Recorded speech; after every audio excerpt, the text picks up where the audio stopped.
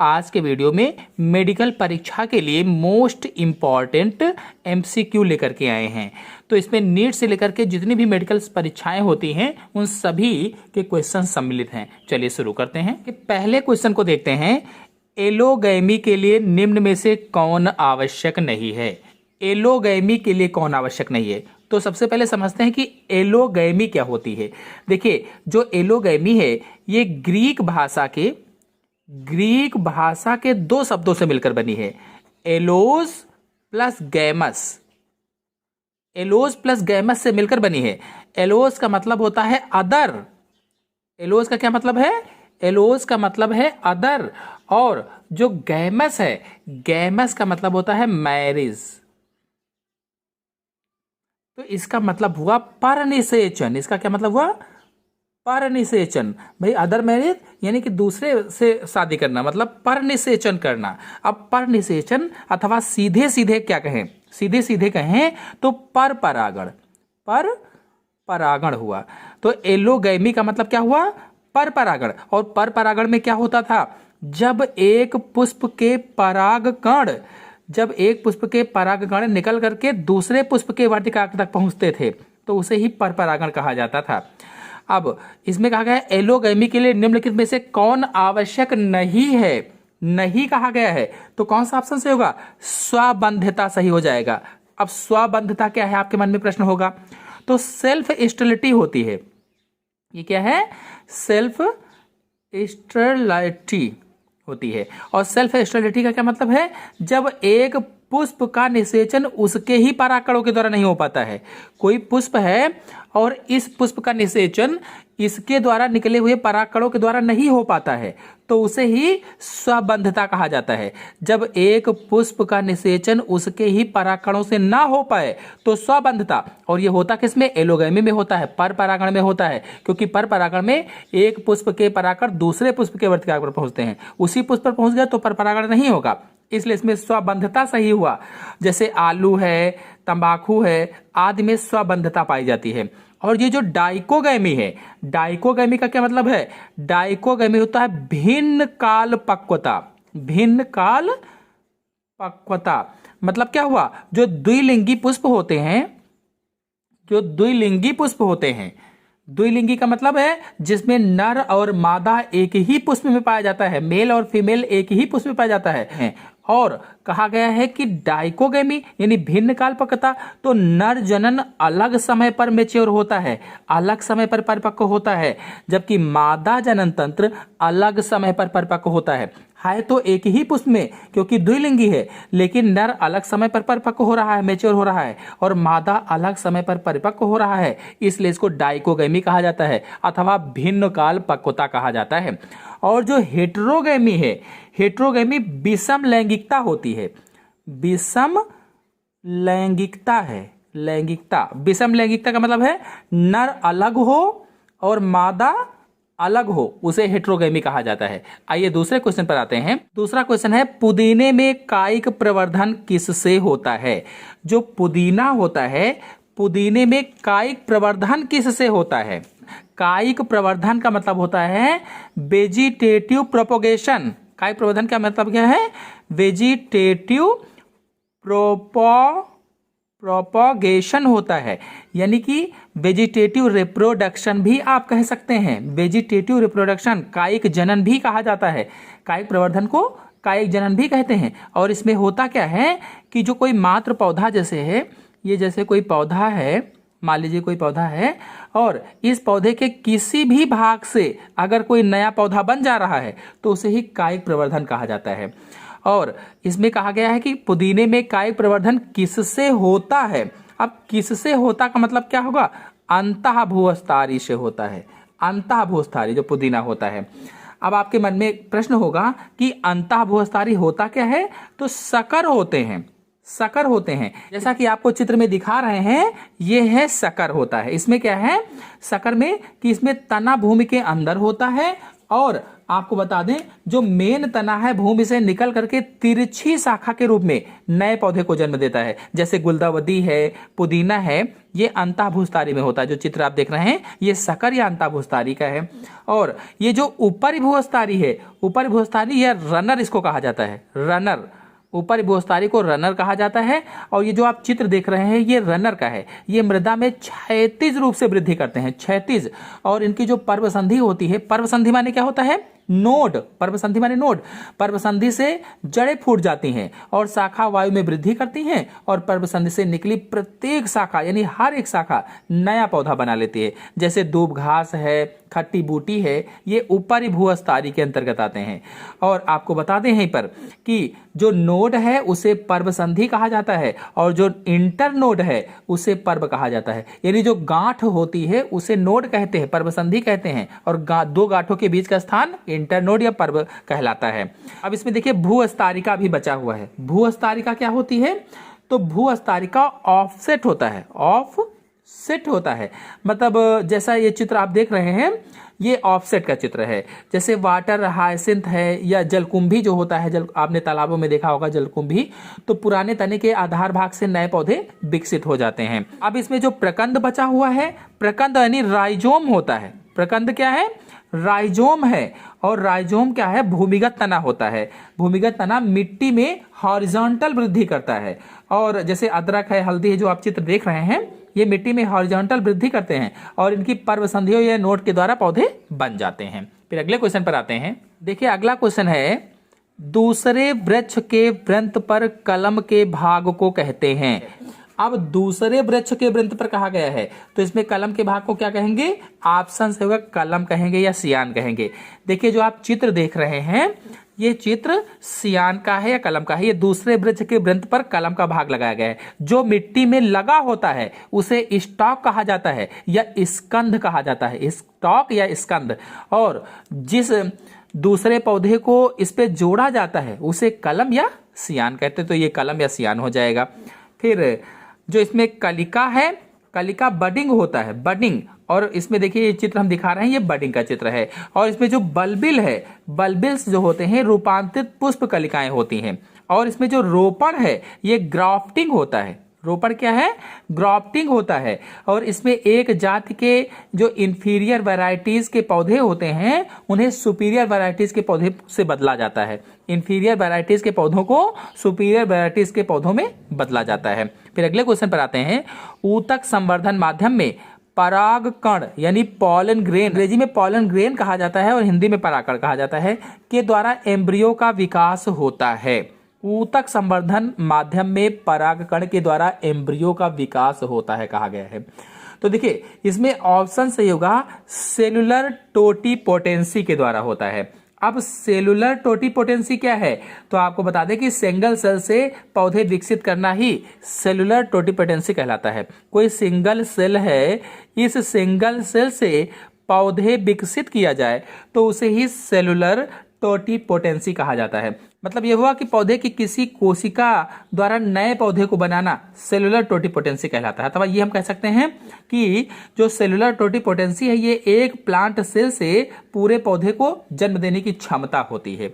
और इसमें जो ऑर्गेनोजेनेसिस है ये भ्रूण विकास का चरण होता है, एम्ब्रियो डेवलपमेंट का एक स्टेप होता है। और जो डबल फर्टिलाइजेशन है इसको मैंने कक्षा 12 में आपको बहुत बार समझाया था कि डबल फर्टिलाइजेशन क्या है, टेस्ट ट्यूब बेबी भी आपको समझाया था। फिर अगला है किसके प्रबंधन के लिए सामान्यतः स्टेम कटिंग का प्रयोग किया जाता है। तो इसमें देखिए स्टेम कटिंग है, जैसे कोई स्टेम है यहाँ से काट दिया, यहाँ से काट दिया, फिर उसको जमीन, तो ये गुलाब में होता है। स्टेम कटिंग में गुलाब में किया जाता है। इसके गुलाब के जो तने होते हैं उनको काट करके और मिट्टी में गाड़ देते हैं जिससे पौधे उत्पन्न होते हैं। फिर अगले क्वेश्चन पर आते हैं। गाजर माइक्रो प्रोपोगेट किसके द्वारा होता है? एम्ब्रियोइड्स, कैलस, संवर्ध और भ्रूण किसके द्वारा होगा? तो आंसर से होगा इस पे कैलस के द्वारा होता है।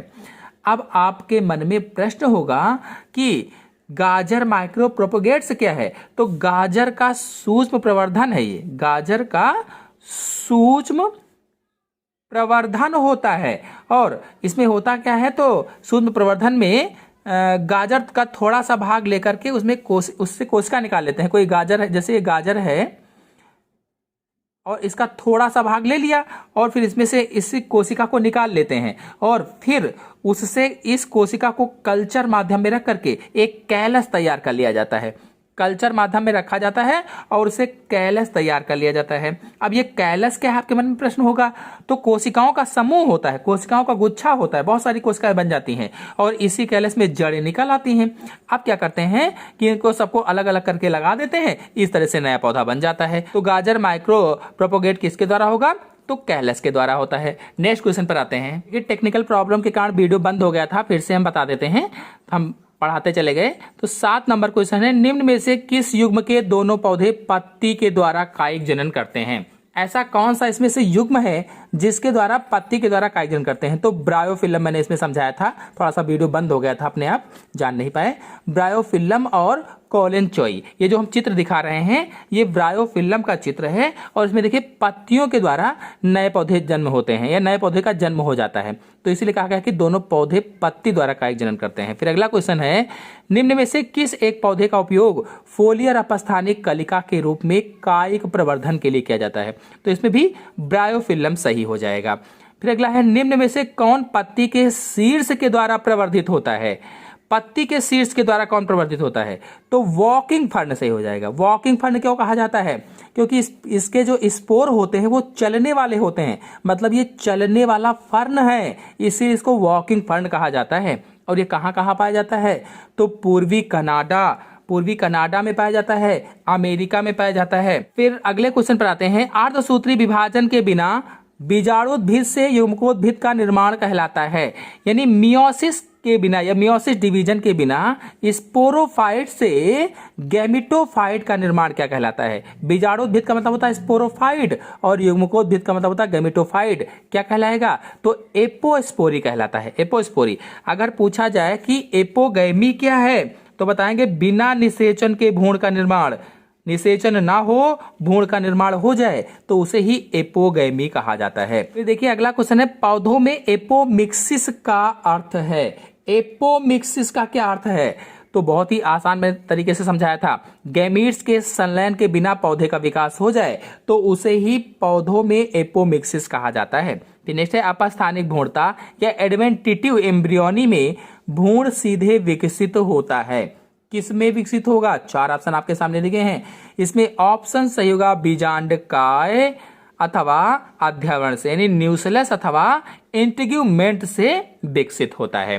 फिर नेक्स्ट क्वेश्चन पर आते हैं, पौधे 2n यानी कि बराबर 28 गुणसूत्र हैं कि परागकण को संवर्धन माध्यम में वृद्धि करने पर कैलस प्राप्त होता है।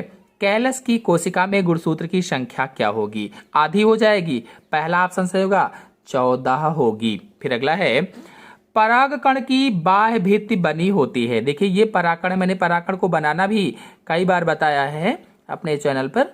इस तरह से बाह्य भित्ति होती है। बाह्य भित्ति बनी होती है किस चीज की, तो मैंने जब बताया था परागकण की संरचना उसमें समझाया था कि स्पोरोपोलेनिन की बनी होती है। और ये जो स्पोरोपोलेनिन है ये क्या है, तो ये पॉलीसेकेराइड होता है, पॉलीसेकेराइड्स। स्पोरोपोलिन एक ये स्पोरोपोलिन की बनी होती है और ये स्पोरोपोलिन क्या है, तो पॉलीसेकेराइड्स होता है। यानी अगर कहा जाए तो भौतिक, रासायनिक और जैविक अपघटन के लिए प्रतिरोधी होता है। प्रतिरोधी, ये जो स्पोरोपोलेनिन है ये भौतिक, रासायनिक और जैविक अपघटन के लिए प्रतिरोधी होता है, यानी कि खराब ना हो इसके प्रति ये सहायता करता है, खराब ना हो। इसीलिए परागकण जीवाश्म के रूप में यानी कि फोसाइल्स के रूप में परिरक्षित रहते हैं, बहुत दिनों तक जीवित रहते हैं। फिर अगले क्वेश्चन पर आते हैं, प्रकृति में क्लिस्टोगैमस पुष्प में होता है। क्लिस्टोगैमस पुष्प में क्या होता है, देखिए क्लिस्टोगैमस पुष्प ऐसे पुष्प जो खिलते नहीं, यानी कभी नहीं खिलते। कुछ द्विलिंगी पुष्प ऐसे होते हैं जो कभी नहीं खिलते, उन्हें ही क्लिस्टोगैमस पुष्प कहा जाता है। जैसे गुलमेहंदी है और मूंगफली है, ये पुष्प होते हैं। तो इसमें आंसर कौन सा सही होगा, 15 में आंसर सही होगा आपका डी वाला स्वपरागण सेल्फ पॉलिनेशन में होगा। फिर नेक्स्ट क्वेश्चन पर आते हैं, असत्य कथन को चुनिए। 4 ऑप्शन आपके सामने दिए गए, इसमें कौन सा कथन असत्य है ये चुनना है। तो इसका आंसर सही होगा सी, ओमाइसीड्स में मादा युग्मक छोटे चल होते हैं जबकि नर युग्मक बड़े और अचल होते हैं। देखिए नेक्स्ट क्वेश्चन है, निम्न में से कौन सा युग्म सही सुमेलित नहीं है। इनमें से कौन सा ऐसा युग्म है जो सही से सुमेलित नहीं है। तो इसमें ऑप्शन सही होगा द्विविभाजन सार्गासम, ये सही से सुमेलित नहीं है। फिर नेक्स्ट क्वेश्चन पर आते हैं, निम्नलिखित में से कौन विभिन्नताओं के लिए नए आनुवंशिकी संयोजन उत्पन्न करता है। विभिन्नताओं के लिए नए आनुवंशिक संयोजन, लैंगिक जनन, क्योंकि इसमें नर व मादा युग्मक मिलते हैं। नर और मादा युग्मक के मिलने से एक नया जीव बनता है, यानी नए आनुवंशिक संयोजन उत्पन्न होते हैं। फिर अगला है, निम्न में से किसमें जीवन में केवल एक बार पुष्प लगते हैं। ऐसा कौन सा इसमें है, आम, जैकफ्रूट, बांस प्रजाति, पपीता। जीवन में केवल एक बार पुष्प लगते हैं। तो जो बांस की प्रजाति होती है इसमें जीवन में केवल एक बार पुष्प लगते हैं, 1 टाइम फ्लावर खिलते हैं। फिर भूस्तारिका यानी ऑफसेट्स उत्पन्न होते हैं। भूस्तारिका कहाँ उत्पन्न होती है। तो इसमें ऑप्शन से होगा माइटोटिक विभाजन के द्वारा भूस्तारिका या ऑफसेट्स उत्पन्न होते हैं। फिर नेक्स्ट क्वेश्चन पर आते हैं, शकरकंद रूपांतरण है। शकरकंद किस चीज का रूपांतरण होता है। तो जो शकरकंद है ये अपस्थानिक जड़ का रूपांतरण होता है, अपस्थानिक जड़ का। और आपको बता दें, अगर मूसला जड़ का पूछा जाता तो मूसला जड़ में मूली है, गाजर है, ये मूसला जड़ के उदाहरण होते हैं, जबकि अपस्थानिक जड़ का शकरकंद उदाहरण होता है। और अगर भूमिगत पूछा जाता, ये तना है तो भूमिगत आलू होता है। फिर नेक्स्ट क्वेश्चन पर आते हैं, निम्नलिखित में से कौन सी अलैंगिक संरचनाएं हैं। अलैंगिक संरचनाएं यानी एसेक्सुअल संरचनाएं कौन सी हैं, स्ट्रक्चर कौन सा है इसमें से। तो इसमें से कोनिडिया भी अलैंगिक है, कलिका भी अलैंगिक है और जेम्यूल भी अलैंगिक है, यानी ये सभी ऑप्शन से हो जाएगा, ये सभी अलैंगिक हैं। तो नेक्स्ट वीडियो के लिए आप मेरे चैनल को सब्सक्राइब कर लीजिए, वीडियो को लाइक और अपने दोस्तों में शेयर कीजिए। धन्यवाद।